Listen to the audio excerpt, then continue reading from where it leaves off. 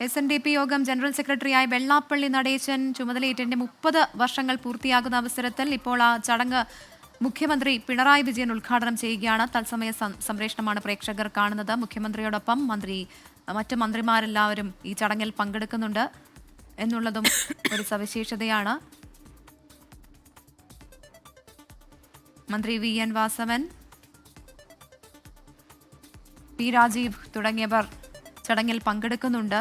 സജി ചെറിയാൻ എന്നിവരും ഈ ചടങ്ങിൽ പങ്കെടുക്കുകയാണ്. വലിയ വിവാദ പ്രസ്താവന അദ്ദേഹം വെള്ളാപ്പള്ളി നടേശൻ നടത്തിയതിന് പിന്നാലെയാണ് മന്ത്രിമാർ ഈ ചടങ്ങിൽ പങ്കെടുക്കുന്നത് എന്നുള്ള ഒരു രാഷ്ട്രീയ പ്രത്യേകത കൂടിയുണ്ട്. മലപ്പുറത്തെക്കുറിച്ചുള്ള വെള്ളാപ്പള്ളി നടേശന്റെ വിവാദ പ്രസ്താവനയ്ക്ക് പിന്നാലെയാണ് ഈ ആഘോഷ പരിപാടി നടക്കുന്നത്. അതിനിടെയാണ് മന്ത്രിമാർ ഉൾപ്പെടെ ഈ ചടങ്ങിൽ പങ്കെടുക്കുന്നത് എന്നുള്ള ആ ഒരു പ്രത്യേകത ഈ ചടങ്ങിനുണ്ട്. ഇപ്പോൾ മുഖ്യമന്ത്രി ദീപം കൊളുത്തി ഈ ആഘോഷ പരിപാടി ഉദ്ഘാടനം ചെയ്തിരിക്കുകയാണ്.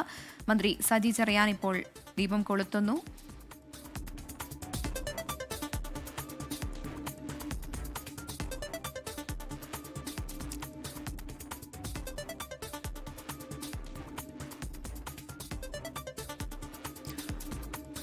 മലപ്പുറവുമായി ബന്ധപ്പെട്ട വിവാദ പരാമർശത്തിന് ശേഷം വരുന്ന ഒരു വെള്ളാപ്പള്ളി നടേശനും മുഖ്യമന്ത്രി ഒരേ വേദിയിൽ വരികയാണ്. പക്ഷേ ഈ സമ്മേളനം അല്ലെങ്കിൽ ഈ പരിപാടി നേരത്തെ തന്നെ തീരുമാനിച്ചിരുന്നതാണ്. മുഖ്യമന്ത്രി ഇപ്പോൾ സംസാരിക്കും.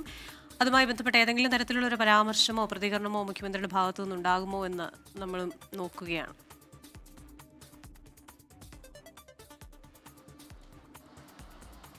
നമ്മുടെ സമൂഹത്തിൽ അപൂർവം ചില വ്യക്തികൾക്കാണ് ഇത്തരത്തിലുള്ള അവസരങ്ങൾ ലഭിക്കാറുള്ളത്. ഒരു സംഘടനയുടെ, അതും SNDP പോലുള്ള നമ്മുടെ കേരളത്തിൻ്റെ ഇന്നത്തെ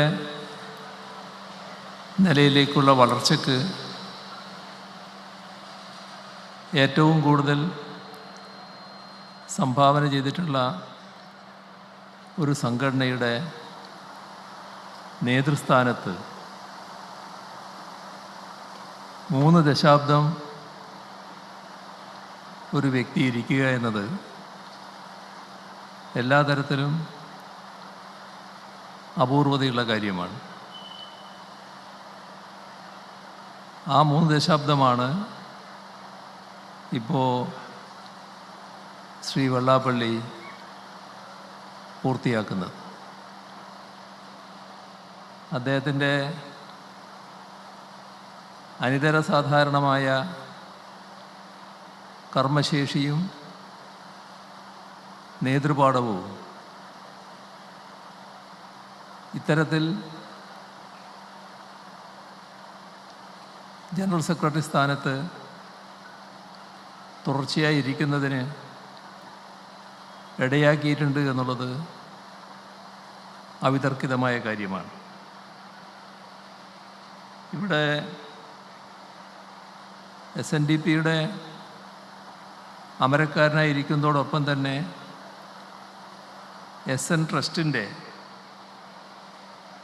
അമരക്കാരനായും ഇതേ കാലയളവിൽ അദ്ദേഹം തുറന്നു വരികയാണ്. അപ്പോൾ 2 സുപ്രധാന ചരിത്ര നിയോഗങ്ങളുടെ നെറുകയിൽ വെള്ളാപ്പള്ളി എത്തി നിൽക്കുന്നു. അദ്ദേഹത്തിന് ഉചിതമായ സ്വീകരണം തന്നെയാണ് ഇവിടെ നിങ്ങൾ ഒരുക്കിയിട്ടുള്ളത്. അതുകൊണ്ട് ആദ്യമേ തന്നെ അത്തരമൊരു സ്വീകരണം ഒരുക്കാൻ മുൻകൈയെടുത്ത എല്ലാവരെയും ഹാർദമായി അഭിനന്ദിക്കട്ടെ. നമ്മുടെ സമൂഹത്തിൽ തുടർച്ചയായി സ്നേഹവിശ്വാസങ്ങൾ നേടിയെടുക്കുക, അത് നിലനിർത്തിക്കൊണ്ടു പോവുക. അണികളും പ്രസ്ഥാനവും ആവശ്യപ്പെടുന്ന രീതിയിൽ പ്രവർത്തിക്കാനുള്ള ആർജവം കാണിക്കുക. ഇതൊക്കെ എളുപ്പമുള്ള കാര്യമല്ല. ആ എളുപ്പമല്ലാത്ത കാര്യമാണ് അല്പം അനായാസമായി തന്നെ ശ്രീ വെള്ളാപ്പള്ളി നിർവഹിച്ചു പോന്നിട്ടുള്ളത്. ഒന്നിനൊന്ന് മെച്ചപ്പെട്ട രീതിയിൽ കാര്യങ്ങൾ നിർവഹിക്കാൻ അദ്ദേഹം സന്നദ്ധനായിട്ടുണ്ട് എന്നുള്ളതാണ് അദ്ദേഹത്തിൻ്റെ പ്രവർത്തന ചരിത്രം പരിശോധിച്ചാൽ കാണാൻ കഴിയുക. ഒരു സംഘടനയുടെ അമരക്കാരനായിരുന്ന് ആ സംഘടനയ്ക്ക്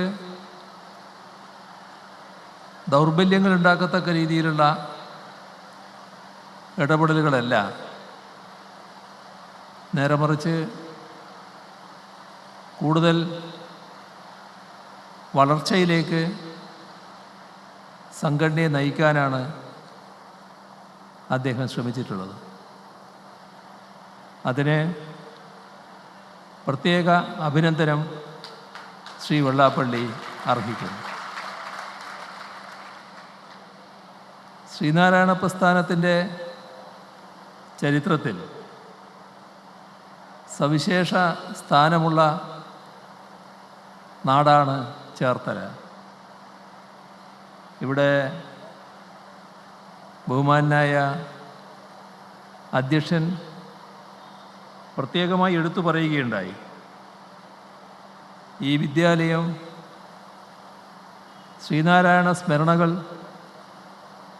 നിറഞ്ഞു നിൽക്കുന്ന ഒന്നാണ്. അതേപോലെ തന്നെ ഗുരുവിൻ്റെ പാദസ്പർശമേറ്റ പവിത്രമായ മണ്ണാണിത്.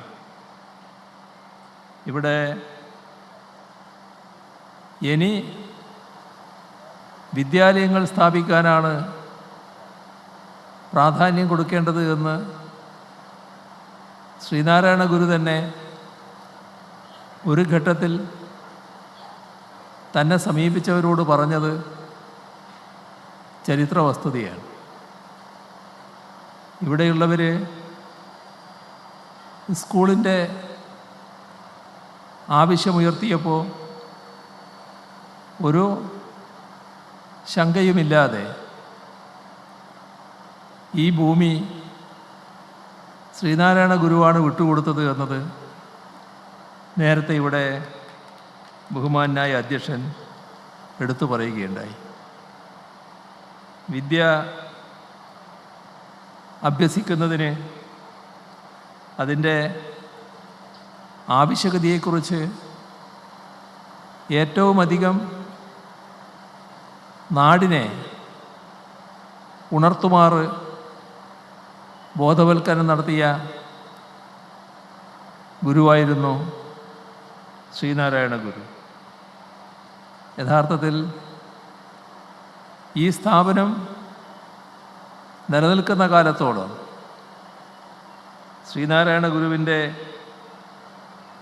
സ്മരണയും വലിയ തോതിൽ ഉയർന്നു നിൽക്കുകയാണ്.